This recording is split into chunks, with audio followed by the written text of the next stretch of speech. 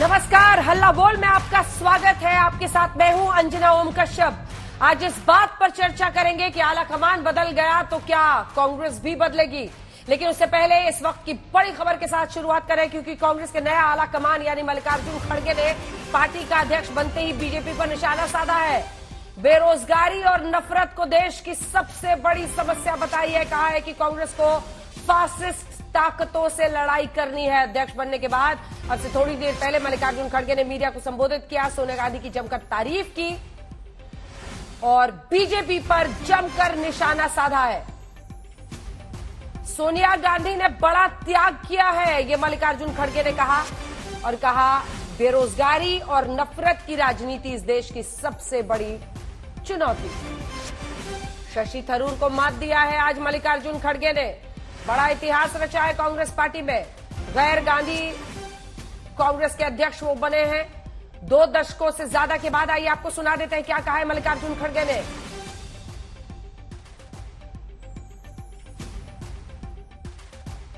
मुझे विश्वास है कि जैसे आपने मुझ पर भरोसा जताया है और गरीब परिवार में जन्मे एक सामान्य व्यक्ति को, एक सामान्य कार्यकर्ता को कांग्रेस का अध्यक्ष बनाया है, मैं आपके भरोसे पर खरा उतरने की पूरी कोशिश करूंगा। अब बात कांग्रेस के नए अध्यक्ष की। कांग्रेस में 22 साल बाद चुनाव हुए। करीब 24 सालों के बाद पार्टी की कमान गांधी परिवार के बाहर के किसी शख्स को मिल गई। कांग्रेस को नया अध्यक्ष तो मिल गया, लेकिन सवाल यही कि क्या कांग्रेस पार्टी नई हो गई? क्या कांग्रेस की तस्वीर बदलेगी? एक तरफ आप मेरे देख रहे हैं कांग्रेस के नए अध्यक्ष की क्या है चुनौतियां, दूसरी ओर देख रहे हैं कि आजादी के बाद से अब तक कांग्रेस में कब चुनाव हुए और किस किस की जीत हुई। हल्ला बोल में इससे पहले कि हम आगे बढ़े, आपको बता दें सुधांशु त्रिवेदी बनाम सुप्रिया श्रीनेत आज करेंगे सबसे बड़ी बहस हल्ला बोल में। लेकिन उससे पहले ये रिपोर्ट।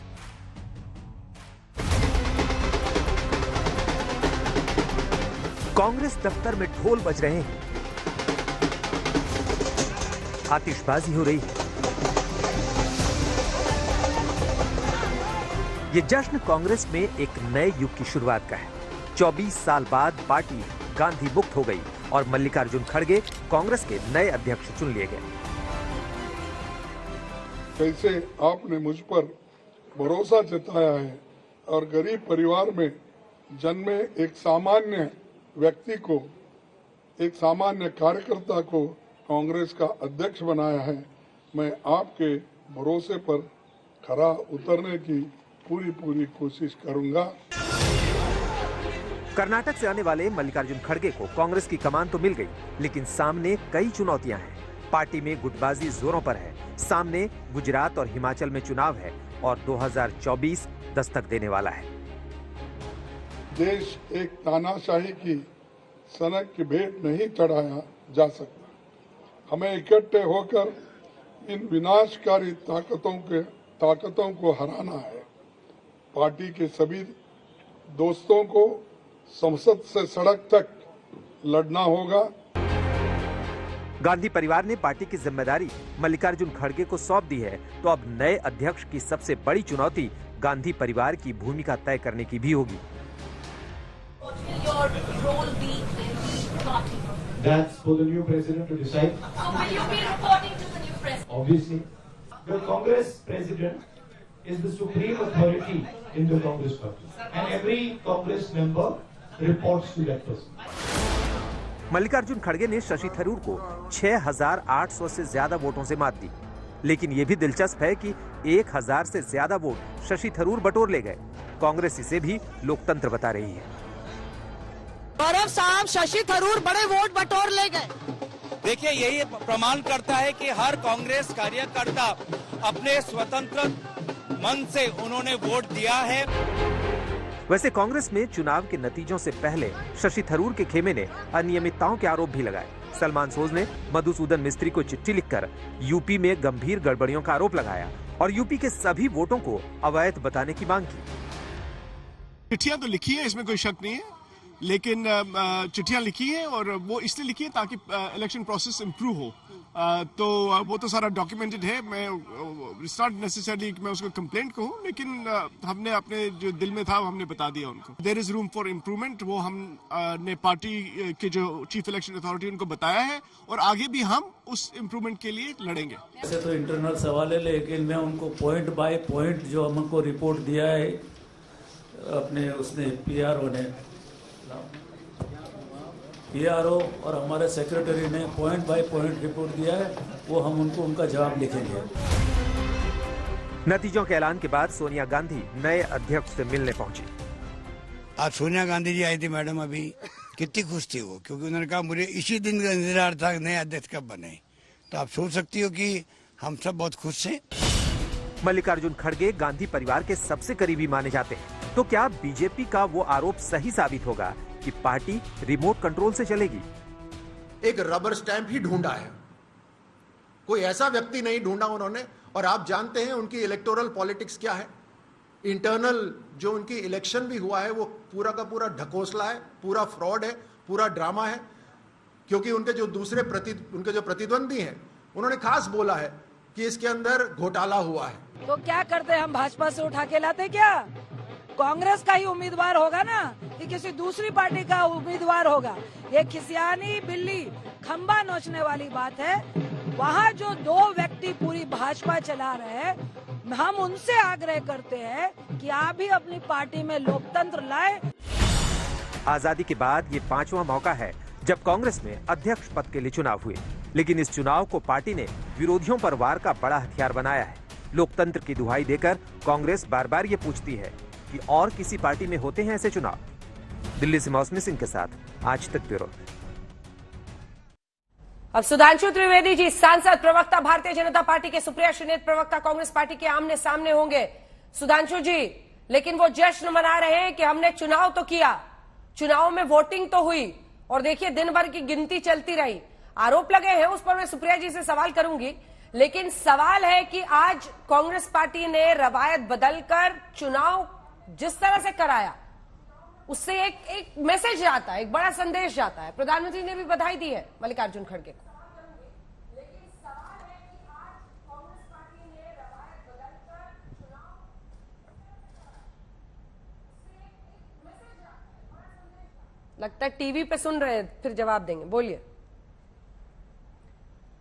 देखिए, मल्लिकार्जुन खड़गे जी और शशि थरूर के बीच के प्रायोजित मल्ल युद्ध की प्रतियोगिता का पटाक्षेप हो गया।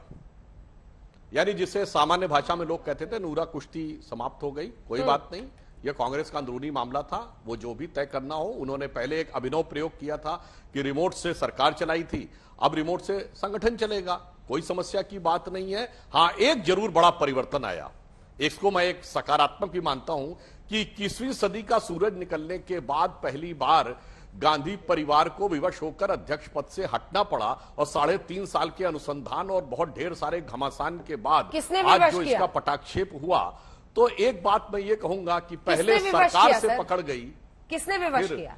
अपनी खानदानी जागीर अमेठी गई, अब पार्टी से भी प्रत्यक्ष पद की बजाय परोक्ष रूप से रखना पड़ रहा है। तो ये एक स्वाभाविक सहज परिवर्तन है जो पिछले 25 वर्षों में या पिछले 7-8 वर्षों में मोदी जी के आने के बाद दिखाई पड़ रहा है। ये उसी प्रक्रिया का एक चरण है। आप कह रहे हैं मजबूर होकर करना पड़ा, किसने मजबूर किया सर? इससे पहले कि मैं सुप्रिया जी के पास, किसने मजबूर किया?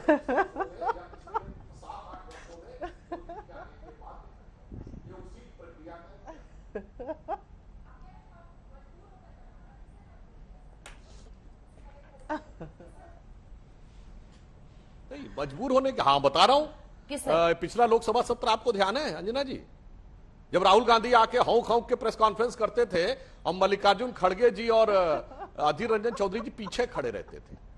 क्या थे राहुल गांधी जी? सांसद। मल्लिकार्जुन खड़गे जी क्या थे? नेता प्रतिपक्ष राज्यसभा। अधीर रंजन चौधरी जी नेता प्रतिपक्ष लोकसभा। बगल में भी नहीं खड़े रहते थे, पीछे खड़े रहते थे। बस वो दृश्य पर्याप्त है यह बताने के लिए कि कौन कितना मजबूर था और कौन कितना मगरूर था। चलिए ठीक है, सुप्रिया जी उनकी बातों का भी जवाब दीजिए। फिक्स्ड मल्ल युद्ध कह रहे हैं वो इसे, और फिर उन शिकायतों का क्या जो सोज साहब की तरफ से लिखा गया है कि यूपी में, पंजाब में गड़बड़ियां हुई हैं अध्यक्ष पद के चुनाव को लेकर। यहां पर भी ईवीएम का मामला आ गया क्या? हालांकि पर्चे से वोटिंग हुई थी। अंजना जी, एक बात तो है, आपका एक साधुवाद देती हूं। कभी कभी दिन में आप थक जाते हैं, एंटरटेनमेंट खूब रहता है। आज सुधांशु जी ने डिसाइड किया कि वो एंटरटेनमेंट करेंगे, मतलब हमारे अध्यक्ष के चुनाव के लिए भी श्रेय मोदी जी को दिया जाएगा। ये तो भाई गजब बात है। कांग्रेस के अध्यक्ष का चुनाव हुआ जो भारतीय जनता पार्टी ने कभी नहीं किया अपनी पार्टी में, उसका श्रेय भी ये मोदी जी को देंगे। मतलब मुझे हंसी आए या इन लोगों की सोच पर तरस आए, वो अपने आप में एक बात है, लेकिन वाकई में सच में हंसी आ रही है। और थैंक यू हंसाने के लिए सुधांशु जी। थोड़ा थक गई थी आज सुबह से, थोड़ा व्यस्त थी, अच्छा लगा आपने हंसाया खूब। देखिए, सबसे पहले तो भारत में जो लोकतंत्र की परंपरा है, और जब हम लोकतंत्र की मजबूती की बात करते हैं अंजना जी, तो हम सिर्फ बाहर के लोकतंत्र की नहीं, अपनी पार्टी के लोकतंत्र की भी बात करते हैं। हम सब लोगों ने करीब करीब 9385 डेलीगेट्स ने वोट डाला और उसके बाद एक चुनाव हुआ और उस चुनावी प्रक्रिया से एक अध्यक्ष चुने गए। यह भी सच है कि मिल में मजदूरी कर रहे एक व्यक्ति का लड़का आज भारतीय राष्ट्रीय कांग्रेस का अध्यक्ष बना, एक शोषित वंचित समाज का व्यक्ति अध्यक्ष बना। इसका मुझे बहुत फक्र है, बहुत गर्व है। लेकिन मैं तो भारतीय जनता पार्टी से यह पूछना चाहती हूं, और क्योंकि थोड़ा आज अच्छा माहौल है, थोड़ा अच्छे सवाल पूछ लूं। आज मैं मैसूर पाक और काजू कतली खाकर आई, यहां पर खड़गे साहब के हम लोग गए थे मिलने के लिए। अरे कभी तो सुधांशु जी भी वो मीठा खाएं जब इनके आज कोई चुनाव जीते। कभी तो उंगली पर ये वोट का, अपने मताधिकार के उपयोग का निशान सुधांशु जी के भी हाथ पर हो। कौन सी इकाई वोट दे देती है, कैसे चुनाव हो जाता है, किसी को पता ही नहीं चलता है, और आकर हम पर हफ्ते कसेंगे। आपने एक शब्द का प्रयोग किया था अपने इंट्रो में, कांग्रेस ने रवायत बदली।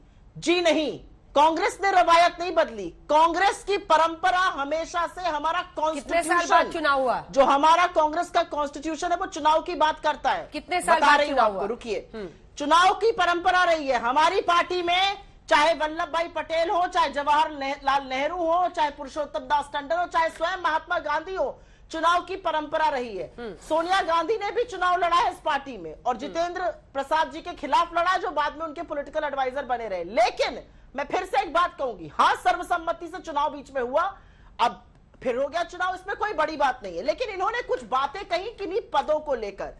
वीडियो एक चला था, वीडियो तो नहीं दिखा के लोगों का टाइम वेस्ट करना चाहूंगी। ये पिक्चर है, एक हाथ है अमित शाह जी का, किसकी बाह पकड़ रहा है? जेपी नड्डा जी की। अमित शाह जी जेपी नड्डा जी को खींचकर रास्ते से बाहर कर रहे थे कि वो कहीं फोटो फ्रेम में प्रधानमंत्री और उनके ना आ जाए। ये वीडियो सर्वविदित है, सबने देखा है, गूगल पर जाकर डालिएगा अमित शाह पुलिंग नड्डा हैंड, ये आ जाएगा।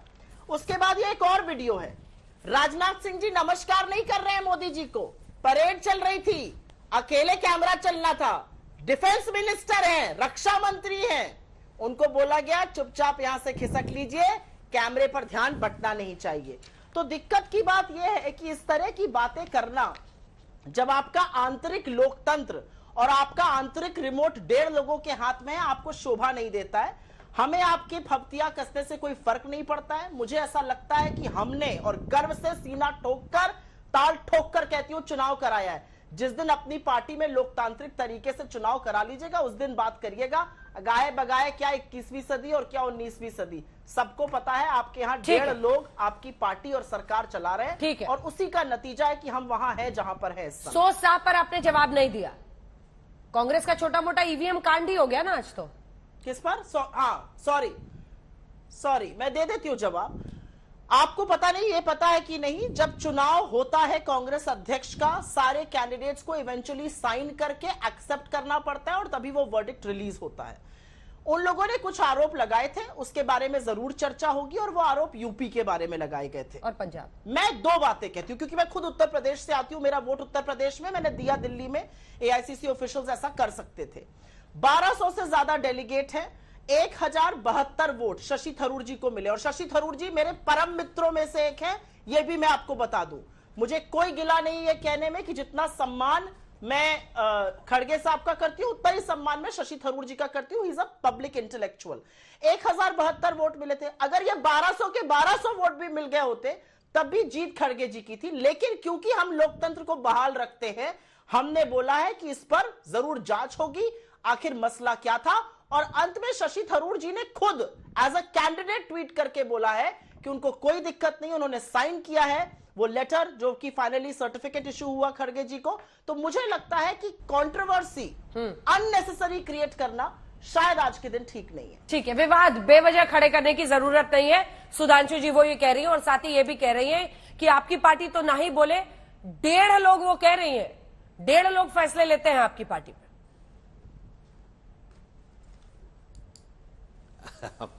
देखिए, मैं इनके अंतिम वाक्य से शुरू, इससे पहले उन्होंने जिसके कारण से हम लोग यहां हैं। अरे भाई, ये हमारे यहां के बारे में बड़ी जानकारी रखती हैं, अपनी पार्टी के बारे में जानकारी नहीं रखती हैं। हमारे बारे में फोटो दिखा रही हैं, अपने जमाने में तो वीडियो है, पर्ची फाड़ फाड़ के फेंके दे रहे थे। भूल गई आप? आपके जमाने में तो कितना जबरदस्त लोकतंत्र था, जो मैं पहले भी बोल चुका हूं, फिर रिमाइंड कर दे रहा हूं। मनमोहन सिंह जी प्रणब मुखर्जी जी की पुस्तक विमोचन के समय सोनिया जी की उपस्थिति में बोलते हैं कि जब मुझे प्रधानमंत्री बनने के लिए कहा गया तो मैं प्रणब दा के पास गया, मैंने कहा प्रणब दा आप मुझसे अधिक योग्य हैं, प्रणब दा आप सबसे अधिक योग्य हैं, मगर मैडम ने आदेश मुझे किया है। कितने लोकतांत्रिक तरीके से चुनाव हो रहा था। ये मैं आपके नेताओं की कहानी, आपके नेताओं की जुबानी बोल रहा हूं। मैं आपकी तरह ये क्लेम नहीं कर रहा हूं कि हमारा था। अब हम आपको एक भी बात बताते हैं, जहां तक इसकी बात है, 137 साल में कहा गया कि चौथी बार चुनाव हुआ। वैसे एक बात बताएं अंजना जी, जब जब चुनाव होता है तब तक वो बिखराव होता है। हाँ, आप जो वीडियो दिखा रही, मैं उसका भी जवाब देता हूं। उस समय हमारे प्रधानमंत्री मोदी जी थे, राष्ट्रीय अध्यक्ष अमित शाह जी थे, नड्डा जी महामंत्री थे। तो स्वाभाविक सी बात है कि राष्ट्रीय अध्यक्ष और प्रधानमंत्री जी रहेंगे। आज आप जाइए तो नड्डा जी और उनकी होती है। मगर मैं पूछना चाहता हूं, राहुल गांधी क्या थे भाई? जब संसद के सत्र में खड़े होकर वो भाषण देते थे और दोनों नेता प्रतिपक्ष पीछे खड़े रहते थे। बताइए, मुस्कुरा के जवाब दीजिए, क्या थे भाई? वो तो पार्टी अध्यक्ष छोड़िए, पार्टी के जनरल सेक्रेटरी भी नहीं थे, केवल एक सांसद थे। ये वो यात्रा कर रहे थे अभी, और देखा था खड़गे जी पीछे खड़े होकर, अभी तथा कथित भारत जोड़ो यात्रा में खड़गे जी पीछे खड़े होकर बोलते थे और ये आगे बैठे थे। उस समय भी खड़गे जी नेता प्रतिपक्ष राज्यसभा थे और ये थे। इसलिए हमें पता है, देखिए क्या है, खड़गे जी ललकार रहे हैं जिसमें 137 साल में कोई 20 साल बताइए। 3 बातें उनकी सुन लीजिए, आप इस पर जवाब दीजिएगा, अपनी बात पूरी कीजिएगा। 3 बातों पर वो ललकार रहे हैं। वो कह रहे हैं अगर चाय वाले हैं तो मैं मजदूर का बेटा हूं, बेरोजगारी सबसे बड़ा मुद्दा, नफरत की राजनीति सबसे बड़ा मुद्दा। मल्लिकार्जुन खड़गे, अरे हॉरिजॉन्टल कर लीजिए तो ठीक से दिखेगा। वो भी मैं उसका भी जवाब देता हूं। देखिए सुप्रिया जी, हॉरिजॉन्टल कीजिए। देखिए मल्लिकार्जुन, अरे बिल्कुल ठीक से देखिए अंजना जी, मल्लिकार्जुन खड़गे जी अध्यक्ष बनने के बाद पढ़ रहे थे अपना बयान, पढ़ रहे थे लिखा हुआ बयान। अब वो किसने लिखा था ये भी जरा अनुसंधान कर देना चाहिए कि राष्ट्रीय अध्यक्ष जो इतना सीनियर नेता प्रतिपक्ष लोकसभा, इतनी बार का सांसद और इतना वरिष्ठ। अच्छा, आपके हिसाब से किसने लिखा होगा? हम कब कह रहे हैं? हमें तो इनकी तरह नहीं, कांग्रेस में सबके बारे में कहते हैं कि वो लिखा हुआ पढ़ते हैं, सब कुछ पता है। अरे सुधांशु जी, आप तो कहते हैं कि कांग्रेस पार्टी में सब सोनिया जी हो, राहुल हो, सब आप कहते हैं कि लिखा हुआ पढ़ते हैं।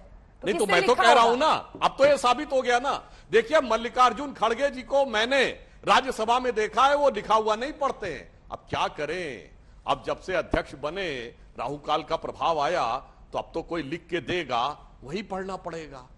वही जो मनमोहन सिंह जी का मैंने सेंटेंस याद दिलाया था। इसलिए मैं कहता हूं, कहां सम्मान, आत्मसम्मान रियल में किसका होता है? याद करिए, जब अधीर रंजन चौधरी जी के बयान को इन्होंने यह कह दिया था, ये तो इनका निजी बयान है। इसलिए अब हम ये नहीं कहना चाहते, ये लोग बहुत अच्छी बात इन्होंने कही कि इसी कारण से हम लोग यहां पहुंचे हैं। बिल्कुल आप पहुंचे। आपने कहा उत्तर प्रदेश से आई हैं सुप्रिया जी। उत्तर प्रदेश में आज कितनी विधानसभाएं हैं? 1 आपके पास। मुझे याद है बचपन में मैंने कांग्रेस के एक वरिष्ठ नेता ने मुझे बताया था कि 1984-85 में जब क्या होता था, वो सिंबल बाद में दिया जाता था ना, तो एनडी तिवारी जी ने कुछ एक सिंबल दे दिए थे बगैर राजीव गांधी जी के अप्रूवल के, 3-4। तो उन्होंने कहा था जाने दो 3-4 सीटें, कोई बात नहीं, चलता है। आज 3-4 सीटें यूं छोड़ देने वालों के हाथ में 1 सीट रह गई। यानी आज तो उतनी भी मैं नहीं है मैं खाने में, जितनी कि हम छोड़ दिया करते थे पैमाने में। लेकिन ये देखिए ना क्या दिखा रही है। इसी कारण हम इस स्थिति में आए हैं। मैं बिल्कुल सही कह रहा हूं कि इसी कारण से आप फोटो दिखाती रहेंगे। इस पे आपको विचार करना चाहिए। वीडियो फोटो चलता रहेगा, एक बार इस पर जवाब दीजिए। अरे मैंने जवाब तो दे दिया उस भाई, मैंने तो जवाब दे दिया कि उस समय नड्डा जी जनरल सेक्रेटरी थे, अमित शाह जी अध्यक्ष थे और मोदी जी प्रधानमंत्री थे। मैं पूछना चाहता हूं कि जब इस, और हमारे हाथ देख लीजिए, आपको जितने पार्टी के पोस्टर नजर आएंगे, पार्टी ऑफिस में जाइए, नड्डा जी और मोदी जी का फोटो, राष्ट्रीय अध्यक्ष और प्रधानमंत्री। मगर बताइए तो कि राहुल गांधी क्या थे जब अध्यादेश फाड़ दिए थे? ठीक है, राहुल गांधी क्या थे जब वो कह रहे थे तालकटोरा स्टेडियम में प्रधानमंत्री को आदेश देकर कि 9 नहीं 12 सिलेंडर चाहिए? तो बताइए उस समय क्या थे? ठीक है, अब सुप्रिया जी आप जवाब दीजिए। आपने वीडियो दिखाया, फोटो दिखाई, उन्होंने जवाब दिया। हमने तो बता दिया जो संवैधानिक पद पे होता है हमारे यहाँ, उस पद के अनुसार ही वहां पर उस व्यक्ति की उपस्थिति होती है। लेकिन बाकायदा प्रेस कॉन्फ्रेंस बुला के राहुल गांधी ने फाड़ा था ना अध्यादेश मनमोहन सिंह जी का, तब वो क्या थे? उसका जवाब मैं दूंगी। पहले मुझे यह जवाब दे दें कि नड्डा जी किसके आदेश पर काम करते हैं, इस सरकार के सारे मंत्री किसके आदेश पर काम करते हैं। फाइनेंस मिनिस्टर जब टॉप इंडस्ट्रियलिस्ट से मिलती है तो ये क्यों कहती है मेरे बस में कुछ नहीं है, सामने साउथ ब्लॉक चले जाइए। सारे मंत्री ये क्यों कहते हैं भाई फाइल वहां से वापस आ जाने दीजिए। किसका आदेश चलता है? एक आदमी का। और उस एक आदमी का आदेश चलने का नतीजा है कि रुपया 83 के पार कर गया। वाह मोदी जी वाह, शुक्रिया, थैंक यू मोदी जी। रुपए को शतक लगाने वाले पहले प्रधानमंत्री आप बनिएगा। यह अलग बात है कि रुपया कमजोर नहीं हो रहा है, डॉलर मजबूत हो रहा है। आप सबसे खराब प्रधानमंत्री नहीं है, बाकी आपसे बेहतर थे। ऐसे ही बातें करती है निर्मला जी। देखिए अंजना जी, सबसे पहले तो भारतीय जनता पार्टी डिसाइड कर ले कि उनकी लाइन क्या है। पहले ये क्या कहते थे जब हमारी चुनावी प्रक्रिया शुरू हुई थी, अरे सब ढकोसला है, कोई चुनाव नहीं होगा, अंत में राहुल गांधी अध्यक्ष बन जाएंगे। फिर इन्होंने एक नया शुरू किया, राहुल गांधी सोनिया जी रहेंगी 2024 तक, कुछ नहीं होने वाला है, कांग्रेस में कुछ नहीं होने वाला है। फिर इन्होंने कहा कि ये ऑफिशियल कैंडिडेट आ गए, वो भी गलत। फिर ये कहते थे राहुल जी तो यात्रा करेंगे ही नहीं, 10 दिन बाद आ जाएंगे। अब इन बेचारों के पैरों के तले से जमीन खिसक गई है, क्योंकि लोग मिल रहे हैं, लोग बढ़ रहे हैं, जन सैलाब बढ़ रहा है। इन बेचारों को समझ में नहीं आ रहा है कि क्या करें, तो आन तान जो आ रहा है बोल रहे हैं। अच्छा है और बोलिए। देश को दिखना चाहिए कि कैसे दुनिया का जो सबसे सशक्त लोकतंत्र कहा जाता है, दुनिया की जो अपने आप को सबसे बड़ी पॉलिटिकल पार्टी कहती है, और अब मैं बहुत पते की बात करने जा रही हूं, भारतीय जनता पार्टी की असलियत खोलने जा रही हूं। गुजरात में एक औरत के घर के 14 लोगों की हत्या और गैंग रेप होता है। एक ऐसे बच्चे की हत्या कर दी जाती है जो 2 दिन पहले जन्मा था, उसका नाम तक नहीं था, सीबीआई रिकॉर्ड्स में उसका नाम अज्ञात शिशु रखा गया। 3 साल की बच्ची का सिर पटक के फोड़ दिया जाता है और प्रधानमंत्री के मुंह से एक शब्द नहीं निकलता है। और ऐसे दरिंदों की रिहाई अमित शाह के इशारों पर होती है, उनकी स्वीकृति से होती है। ऐसे संस्कारी लोगों को, जिनको आप संस्कारी बुला के कानून के पीछे छिपते हैं, जब वो पैरोल पे बाहर आते हैं 2020 पर, तो एक औरत का यौन शोषण कर देते हैं। ऐसे संस्कारियों को की जरूरत है आपको चुनाव लड़ने के लिए और चुनाव जीतने के लिए। लानत है ऐसे चुनाव पर और लानत है ऐसी पार्टी पर। हम आज कांग्रेस में हैं और एक ही अकेला दल है, ये मैं आम आदमी पार्टी के लिए भी कहती हूं और भारतीय जनता पार्टी के लिए कहती हूं। एक अकेला राजनीतिक दल है जो सीना ठोक कर और खड़े होकर कह रहा है उस लड़की का के साथ न्याय होना चाहिए, दरिंदों के साथ खड़े हुए लोगों का पर्दाफाश होना चाहिए, और यह दरिंदों के साथ खड़ी हुई पार्टी है। अगर हिम्मत है तो जवाब दीजिए उस बात का, और अगर थोड़ी सी भी नैतिकता है तो कहिए जो हुआ वो गलत हुआ और वो पलटना चाहिए, क्योंकि जो हुआ वो सिर्फ गुजरात सरकार ने नहीं किया, वो अमित शाह की स्वीकृति नरेंद्र मोदी सरकार के गृह मंत्री ने कराया। ठीक है सुप्रिया जी, ऐसे लोगों को कराया। लेकिन आपने मेरे सवाल का जवाब नहीं दिया, मैं इसका जवाब लूंगी सुधांशु जी से। के बच्चे की हत्या, मैं इसका जवाब लूंगी सुधांशु जी। मैंने बात कही है वो सिर्फ सवाल जवाब की बात नहीं है, ठीक है, ये कॉन्शियसनेस की बात है, ये कलेक्टिव कॉन्शियसनेस की बात है। आपने एक सवाल पूछा था, सुधांशु जी ने उसका जवाब दिया। आपने एक सवाल पूछा, सुधांशु जी ने जवाब दिया, लेकिन आपने तो सवाल का जवाब ही नहीं दिया। सवाल है कि क्या गांधी परिवार की ही चलेगी मल्लिकार्जुन खड़गे के रहते हुए भी? इसी से बाबत ये सवाल है ना कि तब राहुल गांधी क्या थे? आप प्रधानमंत्री, चुने हुए प्रधानमंत्री के नेतृत्व, उनके फैसलों पर सवाल खड़े कर रही हैं कि सिर्फ उन्हीं की चलती है। राहुल गांधी क्या थे जब उन्होंने अध्यादेश फाड़ा था? मैं इसका जवाब लूंगी सुधांशु जी से, लेकिन पहले आप इसका जवाब दीजिए। तो आपको लगता आपको लगता है कि चुना हुआ प्रधानमंत्री इस दरिंदगी पर चुप रहेगा और हम भी चुप बैठ जाएंगे? मैं तो सवाल उठाऊंगी और सीना ठोक के उठाऊंगी और किसी से डरती नहीं हूं सवाल उठाने में, कोई कितना भी फोन करके डरा ले। मैं डरती नहीं हूं, मैं आज भी पूछती हूं, जो गुजरात में हुआ वो गलत हुआ। प्रधानमंत्री की साख पर कालिक पोती गई है, प्रधानमंत्री को उस पर बोलना चाहिए। मैं उस पर सवाल करूंगी। मैं दूसरी बार नहीं, तीसरी बार आपसे पूछ रही हूँ कि राहुल गांधी तब क्या थे, और मैंने इसलिए राहुल गांधी तब क्या थे जब उन्होंने अध्यादेश फाड़ा था इस देश के। राजकोट की तस्वीरें हम दिखा रहे हैं, एक सेकंड आ रही हूँ सुप्रिया जी। ये राजकोट की तस्वीरें हैं, प्रधानमंत्री नरेंद्र मोदी का ये रोड शो चल रहा है। प्रधानमंत्री कर रहे हैं राजकोट में ये रोड शो कर रहे हैं, के काफिले के कुछ आगे और इसी तरह की प्रधानमंत्री के काफिले के पीछे चल रही है, जिसमें तमाम जो युवा हैं वो जुटे हुए हैं। जैसा कि मैंने कहा कि बच्चों के लिए कौतूहल का विषय है, उत्साहित है वो, उसी तरह से जो बीजेपी के कार्यकर्ता है वो भी बेहद उत्साहित हैं। उनके लिए भी बहुत उत्साह का दिन है, बहुत उमंग का दिन है, उल्लसित है, प्रसन्नचित है वो भी। उसकी वजह है कि उनके जो प्रधानमंत्री नरेंद्र मोदी की तस्वीरें आप देख रहे हैं, रोड शो वो कर रहे हैं गुजरात का। ये उनका 2 दिन का दौरा। इससे पहले बनासकाठा गए थे प्रधानमंत्री, वहां पर एयरफील्ड का, बनासकाठा एयरफील्ड का उन्होंने शिलान्यास किया था और सीधे पाकिस्तान को चुनौती दी थी कि दुस्साहस करने वालों को करारा जवाब मिलेगा। गांधीनगर में वो स्कूली बच्चों से भी मिले, क्लासरूम में बैठे उनके साथ जो ऑनलाइन क्लास कर रहे थे, उस अनुभव के बारे में बच्चों से बातचीत की और अब वो राजकोट में अपना रोड शो कर रहे हैं। पूरी चुनावी ताकत एक तरह से बीजेपी झोंकती हुई गुजरात में 2 दिन का ये प्रधानमंत्री नरेंद्र मोदी का दौरा है। तस्वीरें हम दिखा रहे हैं।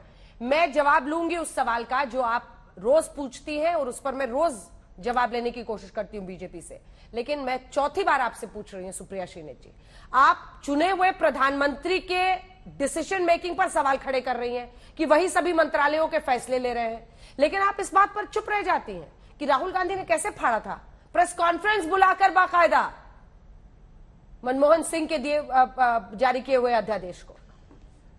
नहीं, मैं चुप नहीं रह जाती हूं। नहीं अंजना जी, मैं चुप नहीं रह जाती हूं।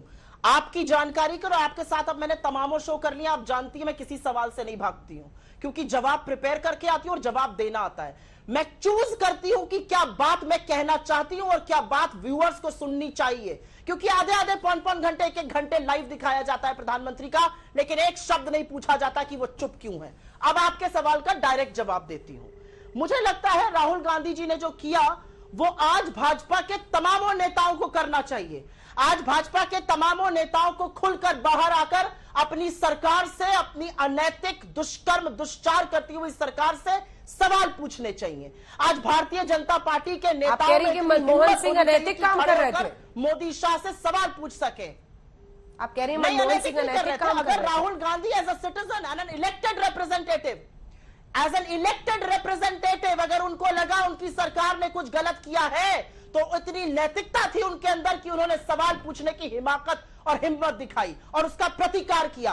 क्या आज सुधांशु त्रिवेदी राज्यसभा के सांसद हैं, प्रवक्ता हैं, बड़ी बड़ी बातें करते हैं, क्या ये आज आंख में आंख डालकर नरेंद्र मोदी और अमित शाह से पूछ सकते हैं कि क्यों इतनी अराजकता है? जिस कुर्सी पर कभी सरदार पटेल बैठते थे वहां पर गिरोह किसका? हत्यारों को संरक्षण और बलात्कारियों को संरक्षण देने वालों का हो गया। जवाब दीजिए सुधांशु जी। एक तरफ गुजरात के बलात्कारियों को संरक्षण सीधा अमित शाह दे रहे हैं। अगर हिम्मत है तो बताए, नैतिकता की धुरी पर बात करें। अगर आपके अंदर हिम्मत, आप चुने हुए सांसद है भाई, नैतिकता दिखाइए ना अपनी, जो नैतिकता और परिपक्वता राहुल गांधी ने एज ए इलेक्टेड रिप्रेजेंटेटिव दिखाई थी। ठीक है, जवाब सुधांशु जी, जवाब सुनिए। सुप्रिया जी जवाब सुनिए। अब मैं देखिए, आप देखिए जोशो जुनून में होशो हवास खोजते हुए, इनकी भाव भंगिमा बोलते हुए जो बोल रही हैं, विषयांतर करके आप उस विषय पे आई तो आप मेरी भी बात सुनिए। जिन लोगों पे बलात्कार का आरोप था वो 14 साल की सजा भुगतने के बाद बाहर आए हैं। आपको इमराना का बलात्कार नहीं याद आया कि उसके ससुर ने उसके साथ बलात्कार किया? उसके बाद उसको यह फतवा मिला कि वो अपने ससुर की पत्नी और अपने भाई, अपने पति की मां हो गई। शर्म नहीं आई? आप उसका समर्थन करती रही, क्यों नहीं बोला? बोलिए, इससे बड़ा मजाक हो सकता है कि किसी औरत के साथ बलात्कार हो जाए, उसके बाद उस बलात्कार में बलात्कारी को सदा तो छोड़िए, अपने पति की मां हो जाए। बहुत जोश आ रहा था ना। बोलिए, गिरजा टिक्कू के साथ न सिर्फ सामूहिक बलात्कार हुआ, आरे से काट दिया गया। बताइए, जिस समय कश्मीरी पंडितों के साथ कहा गया हलिफ कलिफ कलिफ, यानी कन्वर्ट हो जाओ, चले जाओ और अपनी बेटियों को छोड़ जाओ, और उसको बुलाकर प्रधानमंत्री कार्यालय में सम्मानित करके बात किया गया। पूरी कौम के साथ कहा गया छोड़ के चले जाओ और अपनी बेटियों को यहां पे छोड़ जाओ, अपनी औरतों को छोड़ जाओ। सामूहिक बलात्कारों की फहरिस्त हो गई, मार के काट के फेंक दिया गया। अरे छोड़िए, आप बात कर रहे हैं। और यह ऐसे ही दोहरे चरित्र के कारण अभी उत्तर प्रदेश में आप भी तो खड़ी थी, लड़की हूं, लड़ सकती हूं। जनता ने दिखा दिया कि ये जो दोहरा चरित्र है कि उत्तर प्रदेश में जहां फटक चंद गिरधारी, ना लुटिया ना थारी, वहां कहेंगे महिलाओं को 50% प्रतिनिधित्व देंगे, और ना पंजाब बगल में उत्तराखंड में नहीं देंगे, पंजाब में नहीं देंगे, गोवा में नहीं देंगे। इसीलिए लाकर एक पे रख दिया। इसलिए जब जोशो जुनून में बात करिए तो होशो हवास में बात करिए, खब्तुल हवास होकर बात मत करिए। उस मुद्दे का आपके पास जवाब नहीं है कि जिस ढंग से संवैधानिक संस्थाओं को तार तार किया गया। अन्यथा भारत के इतिहास में अंजना जी कोई उदाहरण बताइए कि एक नेशनल एडवाइजरी काउंसिल बनती है जिसका चेयरमैन कैबिनेट रैंक का है और वो प्रधानमंत्री से बड़ी उसकी फोटो छपती है। अब बता दीजिए कोई ऐसा उदाहरण कि कैबिनेट मंत्री की फोटो, वो भी मंत्री भी नहीं है, कैबिनेट मिनिस्टर का रैंक है सोनिया गांधी जी के पास। बाद में ऑफिस ऑफ प्रॉफिट में उनको रिजाइन करना पड़ता है। अद्भुत त्याग था कि मैं प्रधानमंत्री नहीं बनी मगर कैबिनेट मंत्री का रैंक ले लिया, प्रधानमंत्री से बड़ी अपनी फोटो छपवाई और उसके बाद हमने छोड़ दिया। हमें आखिर में ऑफिस ऑफ प्रॉफिट में छोड़ना पड़ा। इसलिए हम यह कहने का प्रयास कर रहे हैं कि जो आप बात कहते हैं कि भाई यात्रा करें, बिल्कुल करिए।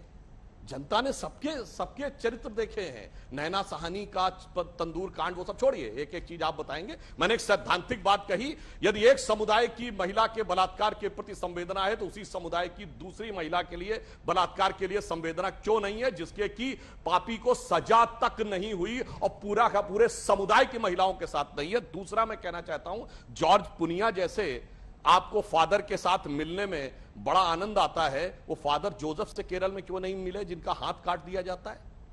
इसलिए हम ये कहना चाहते हैं कि यह आपका अंदरूनी चुनाव है और सारी जनता को पता है। इसीलिए एक बात और बता दीजिए, मैंने भी कई बार पूछा है, 137 साल में कोई 20 साल बताइए जब कांग्रेस में वर्टिकल डिवीजन ना हुआ हो। अंजना जी, मैंने बचपन में एक अटल जी की स्पीच सुनी थी, उन्होंने कहा कांग्रेस में तो इतने टुकड़े होते थे, Congress R, Congress S, Congress U, Congress O, Congress मैं, कांग्रेस तू, कांग्रेस आई, कांग्रेस गई।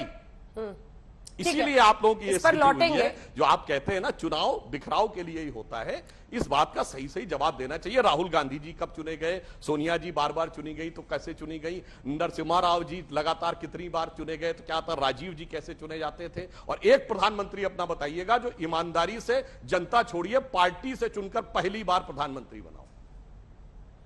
लेकिन इसका जवाब आपने नहीं दिया सर, चूंकि उन्होंने बिल्किस बानो के कन्विक्स के बारे में कहा है कि उनको छोड़ा गया है। भट्ट जो है उसको 954 दिन का पैरोल मिला, 1576 दिन, मतलब लगभग 4 साल से ज्यादा के वक्त के लिए वो बाहर रहा। अब सवाल यह है कि जिसको माना जाता है कि वो जो पूरा पीरियड है, prisoner is treated as remission of his sentence, अब उसके बावजूद आप देख रहे हैं कि इन लोगों को बाहर कर दिया गया है। जिस तरह का जघन्य अपराध था, कुछ तो इस पर जवाब बनता है ना कि आप कांग्रेस पार्टी ने क्या क्या किया, उससे पलटवार करके ऐसा जवाब दे देंगे। या आपको लगता है कि इस मुद्दे पर नए सिरे से सोचने की जरूरत है, बलात्कारियों को वापस जेल में ले जाने की जरूरत है? सांसद जी,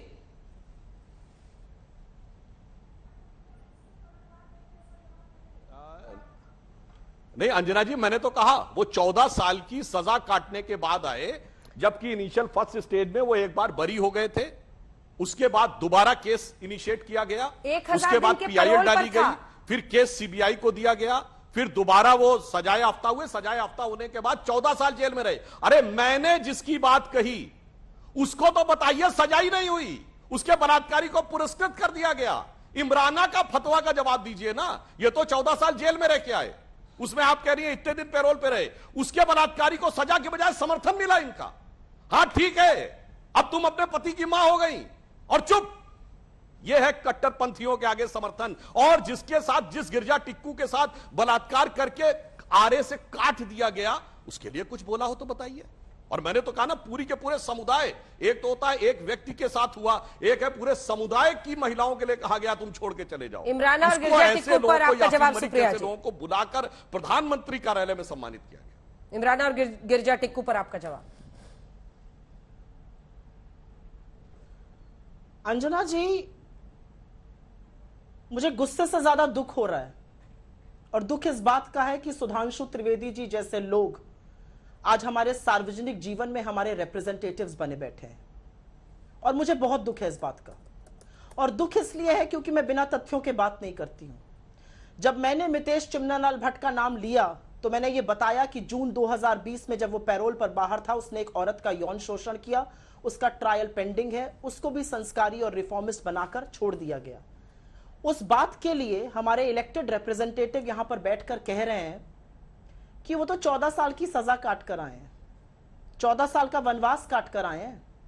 अगर आप दुष्कर्म सुन लीजिएगा ना, मां का, बहनों का, फूफियों का, बुआओं का, बुआ की लड़की का, एक ऐसी लड़की का गैंगरेप और हत्या जिसने 2 दिन पहले एक बच्चे को जन्म दिया था, अज्ञात 2 दिन छोटे बच्चे की हत्या, आपके रोंगटे नहीं खड़े हो जाते हैं? आप व्हाटअबाउटरी करिएगा मुझसे यहां पर। किस तरह की बात करते हैं? सार्वजनिक जीवन में हम सब लोग हैं, कुछ तो ऐसी बातें करें कि देखने वाले शर्मिंदगी ना महसूस करें। राम रहीम को आपने पैरोल पर क्यों छोड़ा है? क्योंकि चुनाव है। बलात्कारियों को क्यों छोड़ा गया रेमिशन पे? क्योंकि चुनाव है। क्या करेंगे हम लोग ये चुनाव जीतकर? आप हिंदुस्तान की लड़कियों की आंख में आप डाल सकते हैं? जब आप निर्भया के लिए लड़ते थे ना, तब मैं पत्रकार थी और मुझे फक्र होता था कि मेरा देश निर्भया के लिए लड़ने को तैयार है। आज मेरे देश के सार्वजनिक जीवन में रहते हुए लोग, मेरे देश के प्रधानमंत्री, मेरे देश के गृह मंत्री, पार्टियां चुप बैठी हैं अपने घरों में क्योंकि उस लड़की का नाम बिल्किस है। हम व्हाटअबाउटरी करेंगे इस पर, शर्म आनी चाहिए। इमराना और पे मुझे क्यों चुप गुस्सा रह नहीं, गई मुझे थी शर्म कांग्रेस आता है, पार्टी? मुझे तरस आता है आपकी सोच पर। इमराना पे क्यों चुप रह गई थी? बिल्कुल गलत हुआ, 2005 में बिल्कुल गलत हुआ, मैं चुप नहीं हूं। ससुर के साथ रहने को मजबूर किया गया क्योंकि बलात्कार ससुर को किया था। मैं स्तब्ध हूं, गलत हुआ, गलत हुआ, गलत हुआ, मैं स्तब्ध हूं। लेकिन कि ये व्हाटअबाउटरी बना रहे हैं, हम इतिहास खोजेंगे या आज की लड़की को इंसाफ देंगे? अरे क्या गलत हुआ? पूरा समर्थन किया उसका, आप लोगों ने उस मामले के खिलाफ कुछ किया, आपकी सरकार को केंद्र में भाषण दे रही है, यहाँ पे गलत हुआ। सुनिए, बात सुनना होती है, यहाँ पे आके भाव भंगिमा दिखाकर भाषण दे रही है। क्या किया गलत हुआ था? सुनिए बात आप, सजा करवाई, आपने क्या किया? सुधांशु जी, मैं आपसे जवाब लूंगी। सुधांशु जी, मैं जवाब ले लूंगी, बोलने दीजिए। सुनिए, असलियत सुनिए। आप कहना नहीं चाहती थी, कहना नहीं चाहती थी, लेकिन असलियत सुनिए। आप एक अंकिता के पास 25 लाख का चेक लेकर जाएंगे, वो भी गलत था, शाहरुख को फांसी होनी चाहिए। और एक अंकिता जिसको जिस्म फरोशी भाजपा के नेता का लड़का कराना चाहता था और बाद में मार डाला, एक शब्द नहीं बोलेंगे। हाथरस पे नहीं बोलते, लखीमपुर पर नहीं बोलते, उन्नाव पर नहीं बोलते, शाहजहांपुर पर नहीं बोलते। मैं तो कहती हूं राजस्थान में अगर कुछ होता है गलत होता है, लेकिन पुलिस एक्ट तो करती है। हम व्हाटअबाउटरी करते हैं यहां पर आकर। अरे आंख में आंख डाल के लड़कियों की बात करने लायक हम रह गए आज? सोचा है आपने कभी? क्या बात करते हैं सुधांशु जी? आप एक एमपी हैं, एक सांसद हैं। क्या है चुनाव लड़ने का मतलब आज देश में? हम बलात्कारियों की परेड करा के आज चुनाव लड़ रहे हैं? क्या कहते हैं आप? और इनसे भी 2 हाथ आगे अरविंद केजरीवाल है, उनका कोई रिप्रेजेंटेटिव आपके शो पर नहीं है, लेकिन मैं फिर भी कहूंगी बड़ी बदलाव की राजनीति करने आए थे। क्या बदलाव की राजनीति कर रहे हैं? जब सवाल पूछा गया गुजरात में कि बिल्किस बानो के रेपिस्ट पर क्यों नहीं बोलते, तो उनके उप मुख्यमंत्री कहते हैं हम शिक्षा स्वास्थ्य पे बात कर रहे हैं, जिसको उससे मतलब है वो उससे बात करे। आपको देश की लड़कियों से मतलब नहीं है? ये हिंदुस्तान की नागरिक है ये लड़कियां। चलिए सुधांशु जी, अब क्या जवाब बहस कर रहे हैं हम लोग? ठीक है, सुधांशु जी जवाब दे रहे हैं। देखिए, और एक बात और बोलना चाहती हूँ, ये गद की बात कर रहे थे ना, एक बात और बता दो।